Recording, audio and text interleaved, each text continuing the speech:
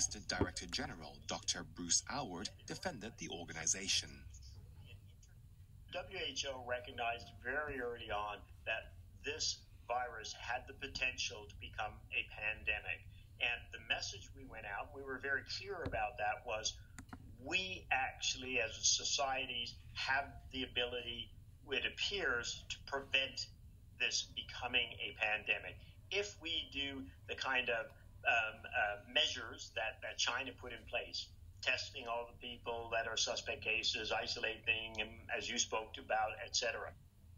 Now, what we've seen, and we're very clear about that, is that countries were not able to put some of those measures in place, and the virus continued to spread. And at that point, it had moved from a potential pandemic to an actual pandemic.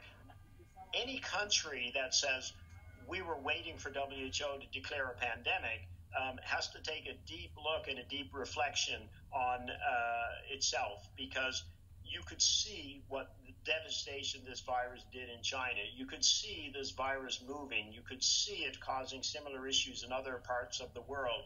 You have to move on the basis of what a threat can potentially do, and that is exactly what we called on governments around the world to do.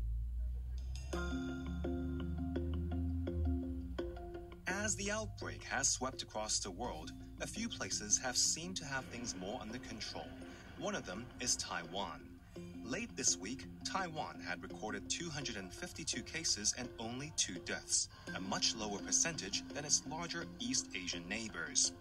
Taipei says it alerted the WHO at the end of December about the risk of human-to-human transmission of COVID-19, but concerns were not passed on. Despite being shut out by China and the WHO, Taiwan's efforts in combating the outbreak were recognized by the European Union in a recent video conference. Would the WHO consider Taiwan's membership?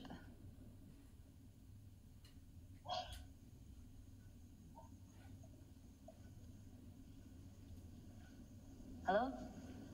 I'm sorry, I couldn't hear your question. Okay, yeah. Let me repeat the question. No, that's okay. Let's move to another one then. Right, because I'm actually curious on talking about Taiwan as well, on Taiwan's case.